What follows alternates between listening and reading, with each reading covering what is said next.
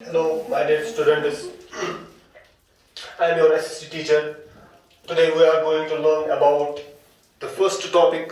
U1 का पहला chapter है solar system and earth. Solar system के बारे में हमें जानना है और अर्थ के बारे में हमें जानना है कि सोलर सिस्टम क्या होता है और अर्थ क्या होती है जिसमें हम रहते हैं. सबसे पहली बात है जो हमें जाननी है यहाँ पे वही यूनिवर्स के रिलेटेड. यूनिवर्स क्या होती है? Universe it is a vast space that consists of stars, that consists of planets and that consists of other heavenly bodies.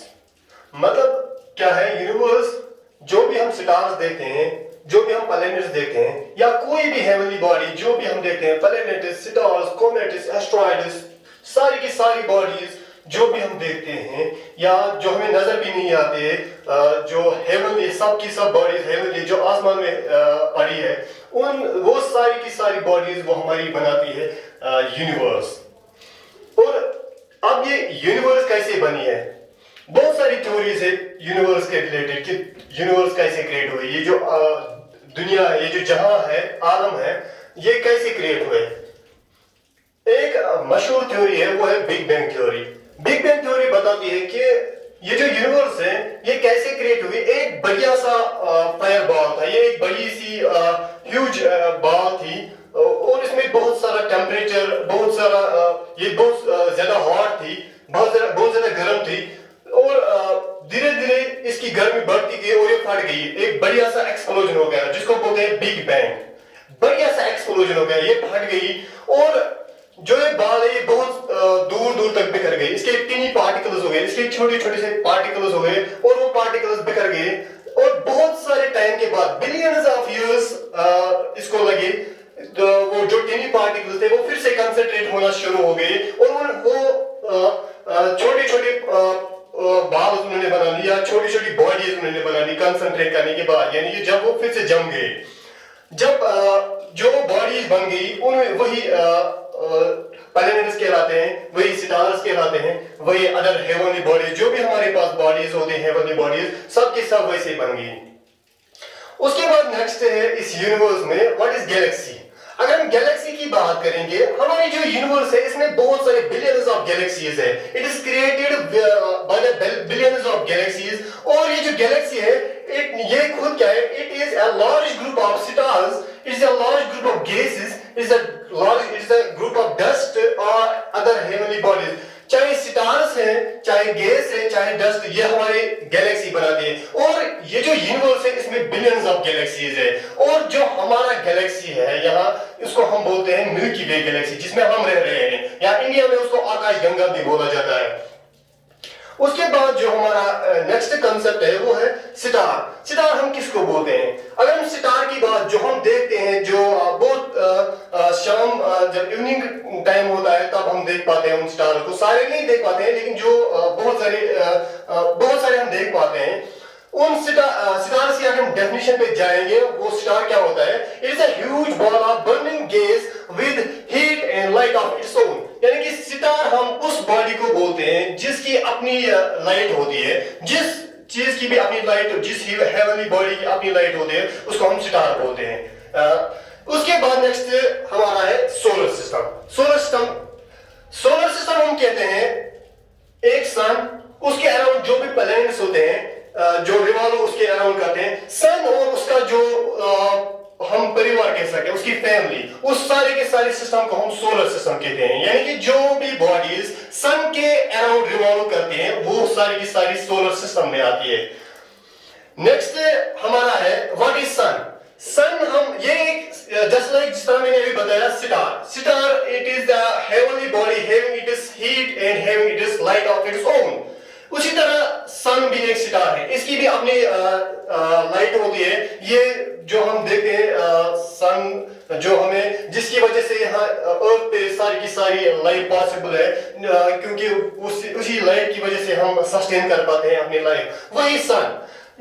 उसके बाद प्लैनेट्स वो बॉडीज जो सन के अराउंड रिवॉल्व करती है. अगर हम प्लैनेट्स की बात करेंगे, प्लैनेट्स हमारे पास 9 थे, अब 8 ही है. एक वो कंसिडर नहीं हो पाया कि ये प्लैनेट है. अब जो हमारे पास प्लैनेट्स है वो 8 है. पहला है मरकरी, दूसरा है Venus, Earth, Mars, Jupiter, Saturn, Uranus, Neptune, ये 8 प्लैनेट्स है हमारे पास। इन 8 प्लैनेट्स की बात अगर हम करेंगे, ये सारे के सारे रोटेशन कर रहे हैं, रोटेशन कर रहे हैं इस सन के अराउंड।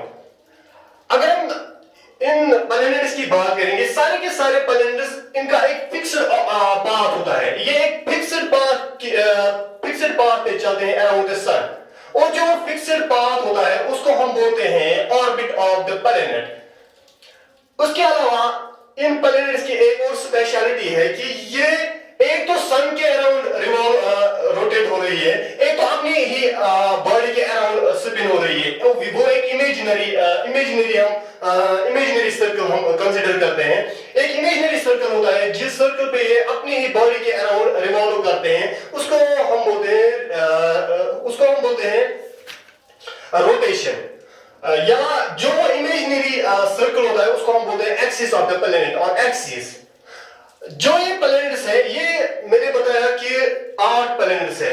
अब हम इनको कैटेगराइज करते हैं 2 डिविजन्स में। पहले 4 उनको हम बोलते हैं, पहले 4 यानी कि मरकरी, वीनस, अर्थ, मार्स, उनको हम बोलते हैं टेरेस्ट्रियल प्लैनेट्स, यानी कि यहाँ इनर प्लैनेट्स उनको बोला जाता है, क्योंकि वो अंदर सोलर सिस्टम के यानी सन के नजदीक है। और जो बाहर के, उनको हम बोलते हैं गैस जेंटिस। उनमें से आता है पहले 4 मरकरी, वीनस, अर्थ, मार्स, और ये 4 इनर प्लैनेट्स कहलाते हैं। उसके बाद जुपिटर, सैटर्न, यूरेनस, नेपच्यून, ये 4 उनको हम बोलते हैं गैस जेंटिस। ये बहुत ज्यादा दूर है, इनका सर्कल जो है रोटेशनरी सर्कल अराउंड द सन वो भी बड़ा है, और इनको बहुत ज्यादा टाइम भी लगता है सन के अराउंड रिवॉल्व करने में। और एक चीज, जो ये मूवमेंट्स है, the movements of rotation and revolution of this planets, this takes place at the same time, यानी कि जिस टाइम ये रिवॉल्व कर रहे होते हैं सन के अराउंड, उसी टाइम में अपने अराउंड भी घूम रहे होते हैं। This 2 motions of this planets, चाहे रोटेशन है चाहे रिवोल्यूशन है, ये दोनों एक ही साथ सेम टाइम पे इकट्ठे होती है, यानी कि दोनों मूवमेंट्स सेम टाइम पे हो जाती है। इसी तरह अगर हम अर्थ का देखेंगे, अर्थ जब रोटेट करती है या रिवोल्यूशन जब अर्थ की होती है, रिवोल्यूशन में ये ईयर्स क्रिएट करती है, यानी कि 365.5 days it takes earth to have a year. Rotation, हम रोटेशन के बारे में अगर हम देखेंगे, रोटेशन क्या होती है? Rotation it is a movement of planets around its own axis. जो मैं अभी बता रहा था कि ये जो रोटेशन होती है, एक प्लैनेट अपने ही अराउंड रिवॉल्व करता है, अपने ही गिर्द घूमता है। जो वो अपने ही अराउंड घूमना, उसको हम बोलते हैं रोटेशन।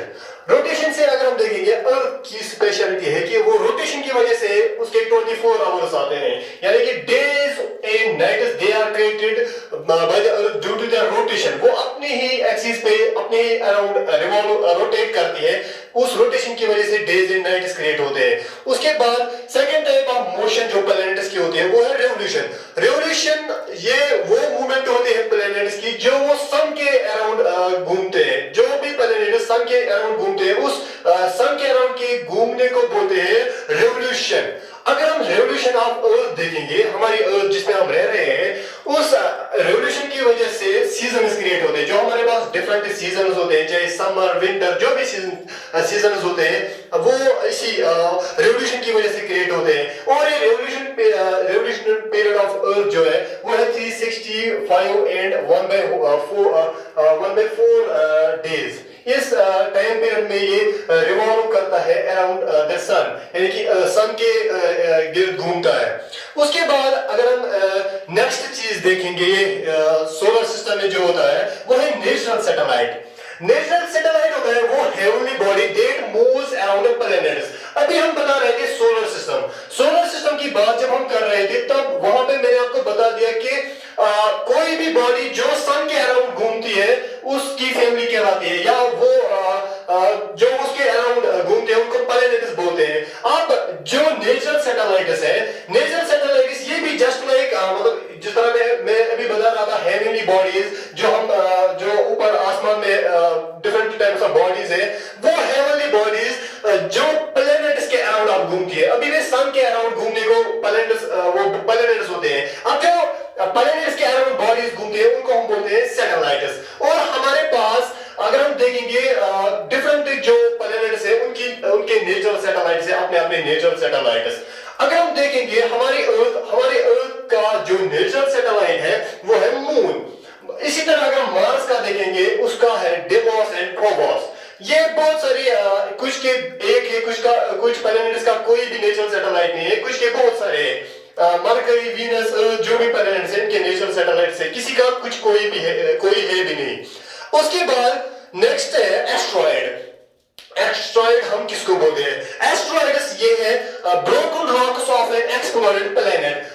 प्लैनेट जो हमारे पास है उसके ब्रोकन पार्ट्स, किसी प्लैनेट कोई भी प्लैनेट जिसका कोई भी ब्रोकन पार्ट होता है वो रिवॉल्व करता है सन के अराउंड किसी भी बेल्ट में। वो जिस तरह मैं अभी बता रहा था, इनके अपने अपने रेवोल्यूशनरी पाथ्स है, ऑर्बिट्स है, वो भी किसी ऑर्बिट पे सन के अराउंड घूमते हैं। वो exploded rock particles of these planets, they are these exploded particles of rocks from the planets, they are called asteroids। और ये जो asteroids है these also they revolve around the sun। Next है comets। comets these are the snowballs of gas। जिस तरह planets है, जिस तरह हमारे पास sun है, जिस तरह हमारे पास these comets are just like these bodies, but these are the balls of gas। या हम बोल सकते हैं these are the bodies of rocks or dust। dust की balls, या गैस की balls जो हमारे heavenly bodies है, जो हमारे स्पेस में है, उनको हम बोलते हैं comets। इन comets में एक खास कॉमेट है, वो है हेलियस कॉमेट। उसका बोला जा रहा है वो 76 साल में एक बार आता है, 76 इयर्स में। उसके बाद मीटियोरस these are the shooting stars। ये पार्टिकल्स ऑफ रॉक्स होते हैं। अब ये मीटियोरस क्या करते हैं? शूटिंग स्टार्स इनको क्यों बोला जाता है? ये बहुत ही तेज स्पीड से अर्थ के मतलब ओर आ रहे हैं और अर्थ पे मतलब लगातार आ रहे होते हैं। इन मीटियोरस की यही स्पेशलिटी कि इनको इसीलिए शूटिंग स्टार बोला जाता है क्योंकि जब ये आते हैं ये जल के आते हैं, मतलब इनकी जो बॉडी है वो जलती हुई नजर आती है, उस टाइम वो जलती हुई नजर आती है, इसीलिए उनको बोलते हैं शूटिंग स्टार्स। अब जो एक और स्पेशलिटी इस चैप्टर में जो हमने पढ़ ली है वो है अर्थ के रिलेटेड। अर्थ की स्पेशलिटी क्या है? इन प्लैनेट्स में सबसे इंपॉर्टेंट जो प्लैनेट है वो है भी अर्थ ही है, क्योंकि अर्थ की एक स्पेशलिटी है वो है कि इसमें एक तो हमें वाटर मिलता है, दूसरा हमें एटमॉस्फेयर मिलता है। वाटर और एटमॉस्फेयर की वजह से हम या वो प्रॉपर कंडीशंस हमें मिलती है सिर्फ अर्थ पे, जिन कंडीशंस की वजह से हम यहाँ पे जिंदा रह रहे हैं, जिन कंडीशंस की वजह से हम अपने आप को सस्टेन कर पा रहे हैं इस अर्थ पे। अब ये जो अर्थ है, मैं बता रहा था कि अर्थ पे जो लाइफ है वो किस वजह से पॉसिबल है? तो वाटर की वजह से। अगर हम इस वाटर की बात करेंगे, अर्थ कंसिस्ट्स ऑफ 70% ऑफ वाटर, या हम बता सकते हैं 3/4 of earth consists of water. और इस वाटर की वजह से ये ब्लू नजर आती है ये अर्थ, इसीलिए इस अर्थ को कभी कभी बोला जाता है ब्लू प्लैनेट भी बोला जाता है, क्योंकि ये हमें ब्लू नजर आती है, क्योंकि इसमें बहुत सारा पानी, बहुत सारा वाटर है, यानी कि 70% of earth consist of water and 30% of their consist of land. अगर हम दूसरी बात करेंगे, ये तो वाटर की बात थी। एटमॉस्फेयर में हमें सबसे जो इंपॉर्टेंट है हमारी लिविंग के लिए वो है ऑक्सीजन, क्योंकि ऑक्सीजन के बिना every living organism they sustains on the basis of this oxygen. अब ये जो ऑक्सीजन है ये भी प्रेजेंट है, या बाकी सारे गैसेस जो हमारे जो हमें सस्टेन करने में हेल्प कर रहे हैं, जो हमारी लिविंग के लिए बहुत जरूरी है, वो सारे के सारे हमारे अराउंड है, हमारे इस अर्थ पे हमारे अराउंड होते हैं। वो सारे के सारे गैसेस हमारे बनाते हैं एटमॉस्फेयर, और उनमें से हमारा एक इंपॉर्टेंट जो है वो है ऑक्सीजन भी। उसके बाद जो ये सरफेस ऑफ अर्थ है, surface of earth this is मैंने आपको बता दिया कि due to this big bang theory, this solar system system was created or this universe was created, उनमें से मैंने आपको बता दिया कि different planets है, उन planets में से एक planet Earth भी है, और ये जो Earth है, Earth का अगर हम देखेंगे, मैंने अभी बता दिया 3/4 of Earth that consists of water and rest of the part that consists of land. अब ये जो land वाला part है, या सॉरी सारी अर्थ जो है ये इसको डिवाइड किया गया है डिफरेंट कॉन्टिनेंट्स में। एक ये टोटल में 7 कॉन्टिनेंट्स है। इन कॉन्टिनेंट्स की बात अगर हम करेंगे, इट इज